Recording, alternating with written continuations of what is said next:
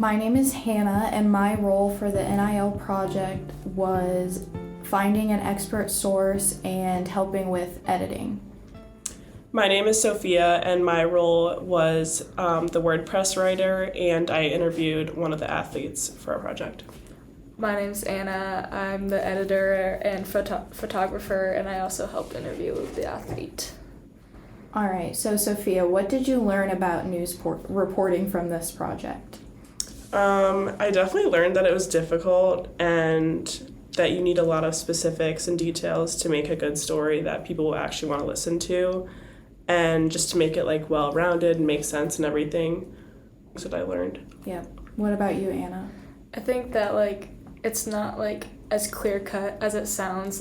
When the steps are listed out for you, it sounds like it's going to be really easy, but reaching out to people and getting interviews and I don't know, it's just you have to be able to roll with the punches.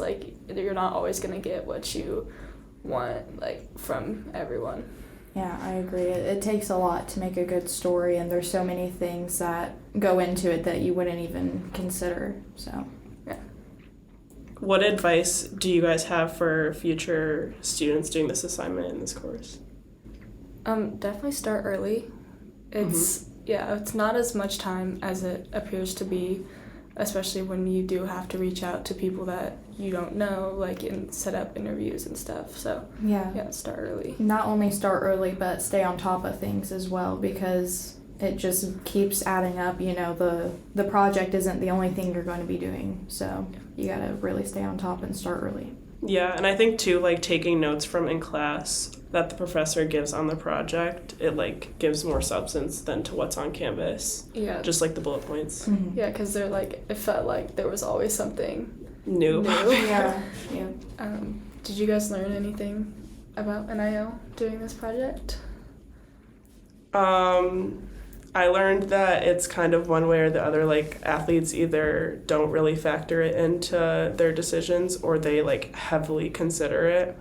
When we interviewed Sam, I feel like he was one of those people that was I don't really take it into perspective really, but it's there obviously in the back of my head. But yeah, I learned that NIL is about so much more than just athletes. There's so many other things that are coordinated with NIL, and it's a bigger deal than I thought it was.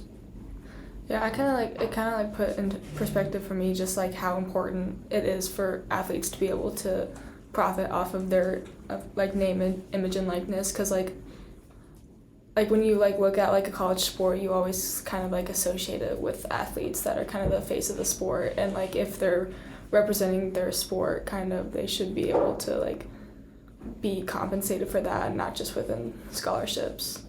Yeah. And especially if they're sacrificing their time and their body for a team or a sport. Yeah. While a lot of athletes are participating in NIL for their publicity, some athletes also benefit from the collectives that are associated with NIL but aren't based off publicity or brand deals. So they're earning money from the collective, which is a way of benefiting athletes as well. My name's Anna. my name's Sophia. My name's Hannah. And thank you for listening to our NIL podcast.